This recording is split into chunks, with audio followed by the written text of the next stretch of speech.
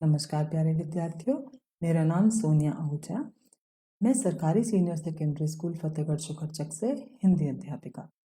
प्यारे विद्यार्थियों, आज हम हिंदी व्याकरण के विषय संज्ञा का अध्ययन करेंगे। आज हम संज्ञा की परिभाषा, संज्ञा के भेद व संज्ञा के प्रयोग की जानकारी प्राप्त करेंगे। आइए हम संज्ञा की परिभाषा देखते हैं। संज्ञा उन शब्दों को कहते हैं जिनसे किसी व्यक्ति, वस्तु, स्थान, भाव या प्राणी के नाम का बोध हो, जैसे राम, पुस्तक, कलम, कुर्सी, मेज इत्यादि। इन शब्दों में पता चलता है कि किसी भी व्यक्ति का नाम, किसी भी वस्तु का नाम, किसी भी स्थान, भाव, प्राणी, जीव, जंतु, इन सब के नामों को संज्ञा कहते हैं। प्यारे विद्यार्थियों, आपके आसपास जितनी भी वस्तुएं होंगी, जितने भी व्यक्ति होंगे या जीव जंतु, पशु, उन सबको आप किसी न किसी नाम से जानते होंगे, तो ये सारे नाम संज्ञा कहलाते हैं। तो आगे इसके भेद देखते हैं। संज्ञा के 3 भेद हैं। कितने भेद हैं संज्ञा के? 3 भेद। व्यक्तिवाचक संज्ञा, जातिवाचक संज्ञा व भाववाचक संज्ञा। जातिवाचक संज्ञा को भी आगे 2 भागों में विभाजित किया जाता है, द्रव्यवाचक व समूहवाचक संज्ञा। तो आइए अब हम व्यक्तिवाचक संज्ञा की परिभाषा जानते हैं।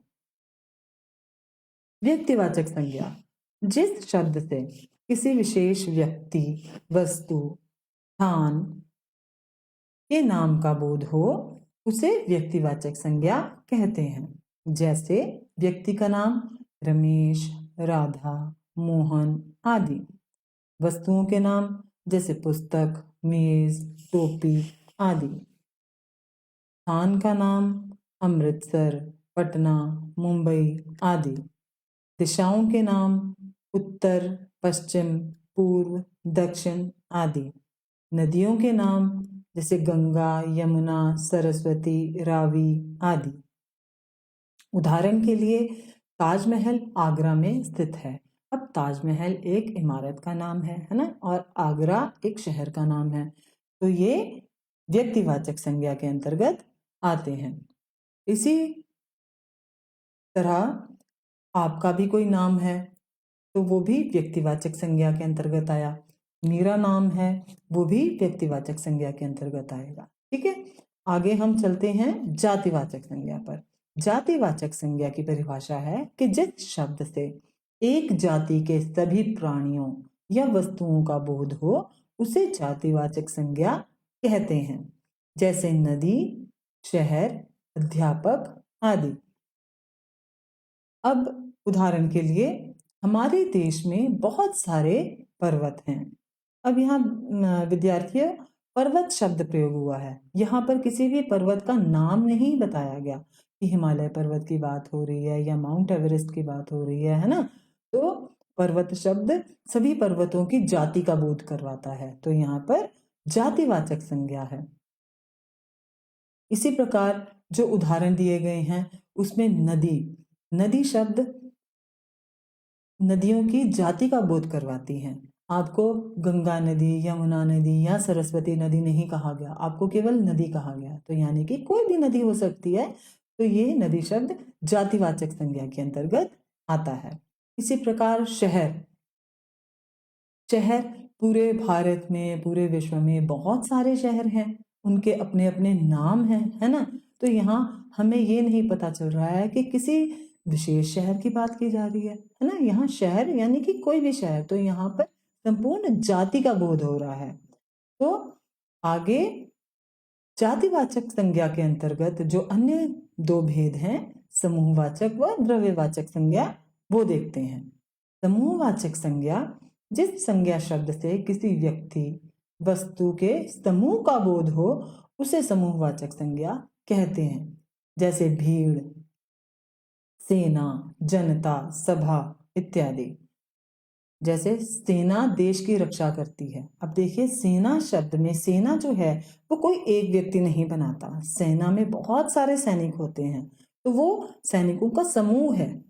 इसी प्रकार से देश शब्द में केवल एक देशवासी नहीं होता, एक व्यक्ति नहीं होता, बहुत सारे लोग मिलकर एक देश का निर्माण करते हैं। तो ये समूहवाचक संज्ञाएं हैं। टीम में 10 लोग हैं, तो 10 लोगों की से मिलकर एक टीम बनी है। तो ये समूहवाचक संज्ञाओं के उदाहरण हैं। इसी प्रकार द्रव्यवाचक संज्ञा। द्रव्यवाचक संज्ञाओं में जिस शब्द से किसी तरल, ठोस, धातु, पदार्थ, द्रव्य आदि का बोध हो उसे द्रव्यवाचक संज्ञा कहते हैं। जैसे दूध, चावल, सोना, चांदी आदि। उदाहरण के लिए कार में 1 लीटर पेट्रोल डलवा देना। यहाँ पेट्रोल एक द्रव्य है। 1 लीटर तेल लाओ। यहाँ तेल भी एक द्रव्य है।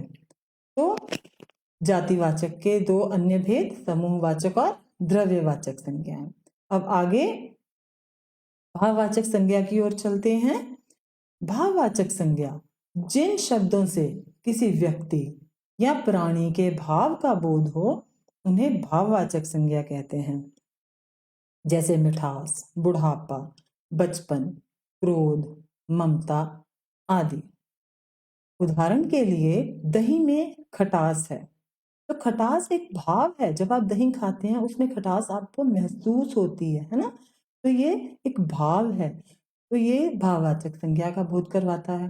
करेले में कड़वापन होता है, तो वो कड़वापन भी एक भाव है जिसे आप केवल महसूस करते हैं और दूसरे को बताते हैं ना, तो ये भाववाचक संज्ञा का बोध कराता है।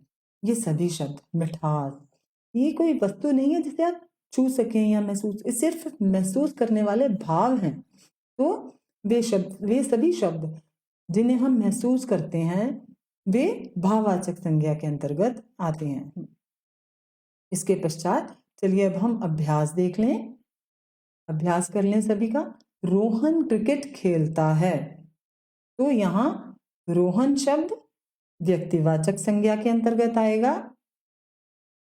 माधुरी फल खा रही है, तो यहाँ माधुरी शब्द किसी का नाम है, तो ये व्यक्तिवाचक संज्ञा के अंतर्गत आएगा। फल किसके अंतर्गत आएगा विद्यार्थियों? फल जातिवाचक संज्ञा का बोध करवाता है, क्योंकि यहाँ पर किसी भी एक फल की बात नहीं हो रही है। यहाँ आम, केला, सेब, संतरा नहीं कहा गया, यहाँ पर केवल फल कहा गया है ना। तो यहाँ फल जातिवाचक संज्ञा का बोध करवा रहा है। बचपन, मुझे अपना बचपन बड़ा याद आता है, तो यहाँ बचपन एक भाव है ना। तो ये शब्द भाववाचक संज्ञा के अंतर्गत आता है।